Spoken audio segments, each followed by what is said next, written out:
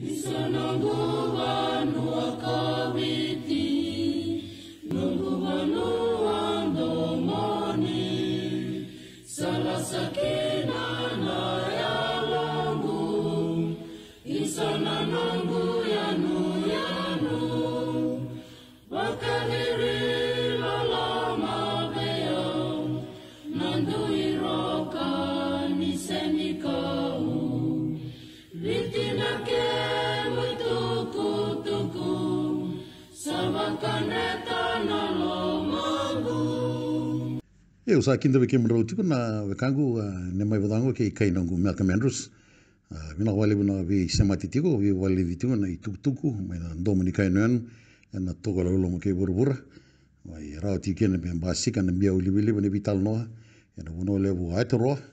ka si sa kinda wai tikin na luwe viti na turanga na marama ka vakakina vikem linvenda ko ni wakatunda linga tiko mai na kabini Singapore mbo ni kwa na ika tini kawal ni singa ni bolo chune rondolu rosa ulgandua na kena mai rongo ditiko na Dominica na wata ni wingira vinango na PMN Fiji.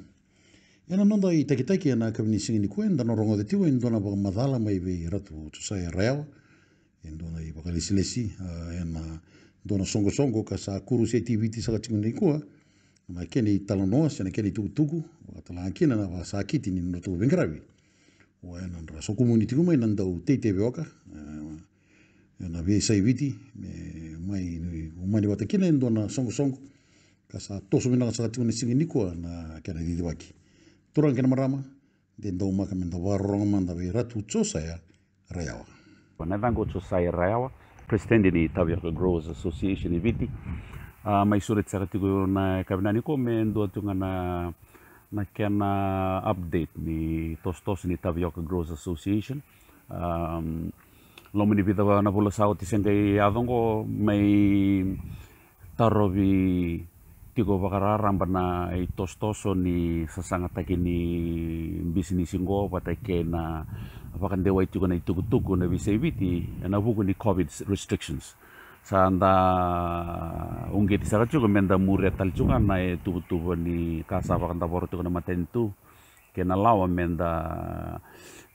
gangaro ni tu na ngonongo na vuku ni vitosiaki na bunaya kito sara dati ko ni na sala round untuk kami kito na vakanda otakan itu kutu kami kito pitar sarsunga na social media bahkan bimbingan na Zoom meetings, kena pangatagan ni Zoom meetings, kena Google Meets. Me vuki kita juga mantang kami kita tomana juga na vital no na vivo sa kena update lagi juga na tos ngo. Bunga bikin meni sana bahkan murid itu mai na nito update sa bahkan itu na Tavioka Growers Association Facebook page. Na ni wati ni nito update sa bahkan itu na nito Vanua level symposium. Amai vakador na vida na vula sauti, vula rua vula tolu sauti. Kita utarai buah kina, I maduata I da konrove. Taketa tekna na vi Vanua lalai ena vuno vakaturanga I tulungo. Yo sa kita vakabinibina ni kita sa antolo varau na katumbaya sa lebu sarangan itu kutu bina ka kita rongo tamai lebu na vivong geti vakador. Iya. Mai tarambenga na tos na vuku ni kasa mai tarai viti tungo membaleta na COVID. Na kangau ngandra mo vakande otaka juga na kabni ko men ndako kako ni nda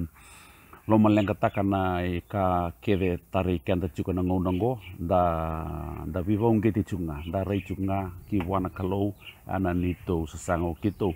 ni kito ravita tunga na bulan ni vakambauta. Batana katakan ni vakambauta na sasanga kito vakador tunga na vuku ni Tavioka Growers Association. Sa tos tunga na nito sasanga me kito tuva ka vakautia tiko na ituva ni nito strategy plan. Meran ni kito semberni oti na vulo chunengo me kito sara ni tuva tiko ndona ivola me nangai presenta ki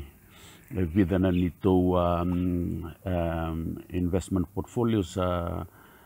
may valain. Wati ke vida tokai viti me kito nanggele presenta ka kina. Kaya sa rao wana matentu me vakatara me da vito sa kitale.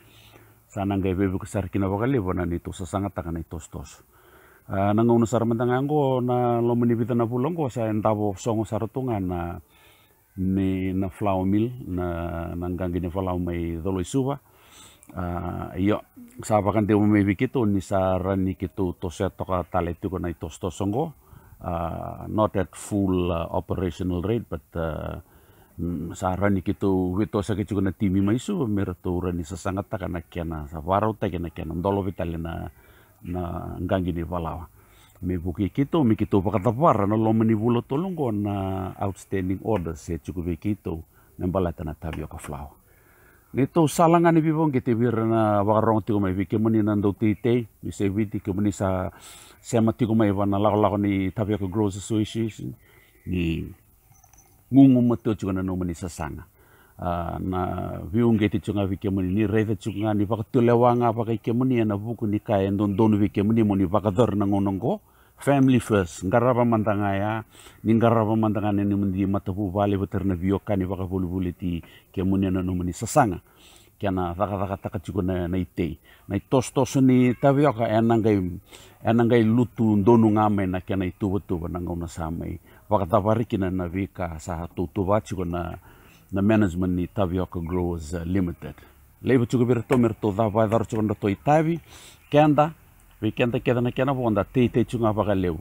Eu sa chuko ngoi sabu mai sa sanga taki chuko na tos talenga ngoi sabu ke vatikena ni to ngele ni farm talenga mai ngau. Ayo na sa sanga ni iteitei sana tos chuko mandanga. Tungai reda na ngauna sa mai vakatarai na kena dola taleo viti na vuku ni vito sa kenda sangere ni gai tomana pina kana tos membaleta na kani Tavioka. Kanga vivong giti kena tos Tavioka nangainga. But we will go cautiously at this time. Da kalau menda vuku me vakanangata da kalau vakayalo matua ana sa sangata kena tos songo. Baleta na kasa vareta kachukungo na Kovidi vekenda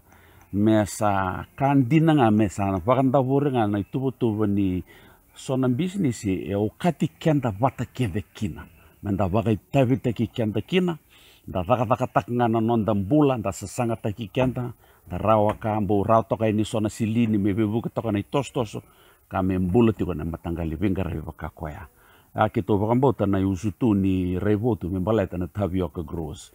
We are helping ourselves to be able to help each other and one another a lot better. Sabi bong kiti sar chuko vikanda na viti Pasifika ana nomuni vitomani chuko na nomuni vitomani chuko mai na masu da ngandre bisar vakalibu na ngonongo na masu ngandre bisar vakalibu nonda tosoe ni na nonda itostoso wana kalau da torvola ka wa mendare ni vakande takatiko na nonda itostoso na kakeve au vivong TV kito na nito CEO ni Tavioka Growers Limited o matanggali isikeli tuituku ngai vakanre takachiko kwena dona yatu vosa vio membalata na kenan bimbi vikenda na nonda tiko wana kalo da tiko membalata o kwaya ana salani mbula vakambauta na kakede o masula katiko mai sa vakanda voro titu o kwaya. So he has seen your prayer into fruition. In other words, nakakede sa masula katiko mai me vakaedori sa vakaotia tu sa vakanda vora rautu nakalo sa ayado tu nakakede membaleta na sauni no mumasu sa ngai vonga mentangai kalau ini okenda mena bononda nduri tiku kinango menda kalau juga ni na vakambota mendali adova naka sa vakanda vora titu nakalo membaleti yuko membaleti au. Ya vakambota ndono vosa na vivong giti sarchunga ni vikenda vakarara mambaleta na vosa ya vivong giti sarchunga vikito na tambana ni Tavioka Growers Association. Everything we have prayed for, we are realizing it in faith. So in faith, we have accepted that God has put that into fruition. It is there sitting, waiting for us to achieve it. Na kalau ango mendangai kalau cukup me kakuniali nonda kalau tiko ena vakamauta. Mai ndo sarchuka na itai leqa vi kenda na kabinani ko vakabini vi kemuni na nomuni ni virongo di tiko mai na kabinani kuah nuitaka ni nambulu-bulu bina katuna nomuni sasanga nomuni di tostoso ena kabinani kuah sabasa ken lebu. Bina saka. Nita kaninda talitaga ka marautaka na madala mai talura katiko weekenda na nonda bulan itu kai Ratu Josaia Rayawa ena kabindikua ka keto wangambota na Dominika nenu kena pamana viti ni ngoe ndo na buru ni vakasama ndana rani vai iteitei kenda kino kenda na lui viti nda waro katiko ni singani kua rauni nda vakota telanga na katakoto ni go ena nodratou vuku kena pamana viti ngani nguni mai bodango ke 𝗓𝗏𝗏𝗔𝗏 me vako verna nonda ratu mai na deliavo na iteitei tiko sono ba madala bango sono ngoni sindo rongo di osma ena walisi ke ndono ngoni salango ndara ni bukeri kina datu ne vera ni rongo da mandando ni talango ndono ba madala ngo me na rani waunge tira ni sa tiko ndona Soqosoqo binak sara ena ngono gorovilu te kira na ngoni to ke to doko kena Peresitedi tiko na we kanto me nodo Ratu Josaia Rayawa ka wakatukai tiko na Soqosoqo na Tavioka Growers Association kau keto wangamboto na nomini ndoni wengarabi ni ngoe ndona ngoni sala ni nonda wasea na i tukutuku binaka ena buku ni nonda sasanga tiko me na wakanda me na nteliniabu me wangarai na maketi sewali ngana we seviti me na we sai burura ena buku ni tei ni Tavioka ka sangarawa tiko ni singini kwa turang kena marama me wakanga na ngangani serne nungu momo sama imbiti kenda ini na vidana bulu sauti momo chale mareu do wangone na kena rongo au ndavo sombu meu dengu mai na onga ni duan singa sa kere mera bongi te chunga mai mai nonda mera te chunga bagali bole Tavioka sa chunga ndo Soqosoqo binaka me na rani bukeira ena vengo no memori no min doni bengravi mai na tokola lama kele pi ambringa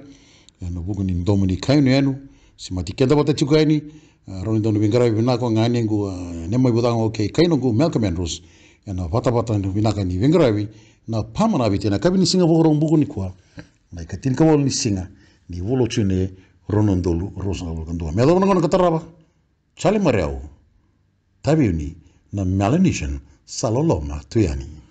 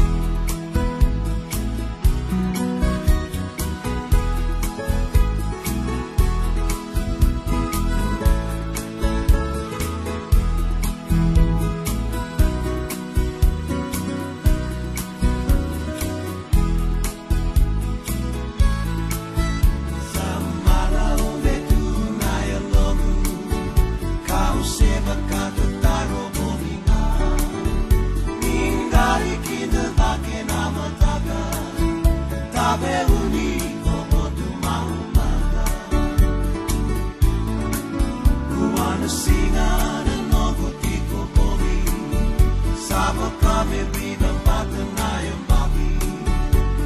ikaw ay taki kinalasa manabu bolei aloya no pinaka pinaka vakalebu tabe umi nomuni de ikaw ay taki Noda koko kona tawa wili labi na melanesian salon no matuyani pinaka vakalebu tabe umi nomuni de ikaw ay taki Noda koko kona tawa wili labi na melanesian salon no matuyani pinaka vakalebu tabe umi nomuni de ikaw ay taki Noda koko kona tawa wili labi na melanesian salon no matuyani pinaka vakalebu